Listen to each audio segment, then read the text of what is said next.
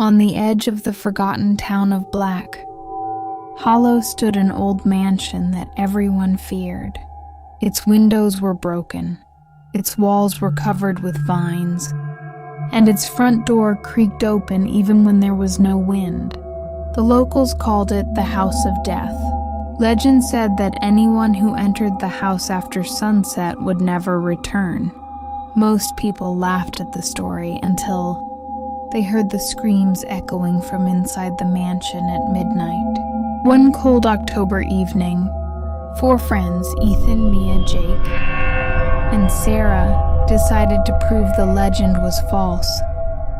Armed with flashlights and cameras, they crossed the rusted gate just as the sun disappeared behind the hills. The moment they stepped inside, the front door slammed shut behind them. "What was that?" Sarah whispered. "No one touched the door," Jake replied, his voice trembling. The air grew colder with every step. Dust floated through the darkness, and strange whispers echoed through the endless hallway. Their flashlights flickered as if something unseen was draining their batteries. Suddenly, Mia noticed a family portrait hanging on the wall.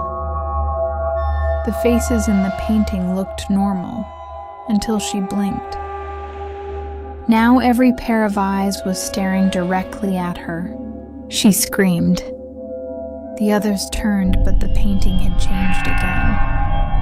This time the faces were smiling. A deep laugh echoed through the mansion. "Who's there?" Ethan shouted. Silence. Then footsteps. Slow, heavy, coming from upstairs. The friends climbed the staircase despite their fear. At the end of the hallway stood a single wooden door covered in strange symbols. As Ethan reached for the handle, the whispers became louder. "Leave, while you still can." Ignoring the warning, he pushed the door open.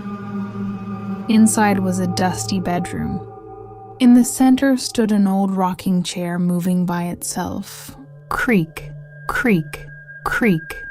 The chair suddenly stopped. A little girl appeared behind it.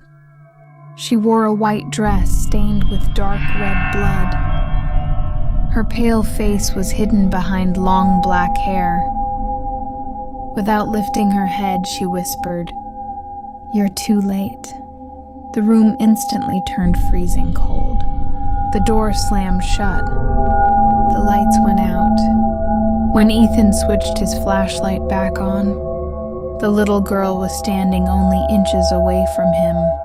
Her eyes were completely black. Her mouth stretched into an impossible smile. She screamed. The sound shattered every window in the mansion. The friends ran through the dark hallway, but the house had changed. Every door led back to the same room. Every staircase ended where it began.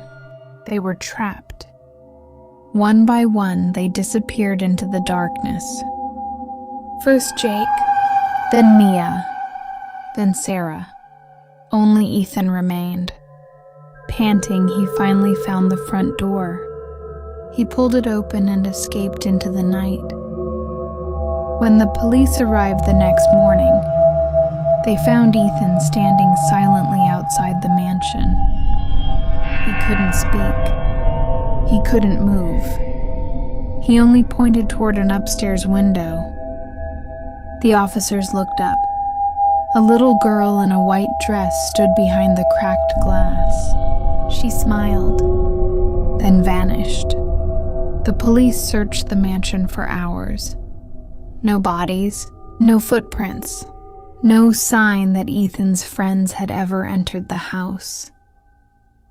Days later, Ethan disappeared from the hospital without a trace.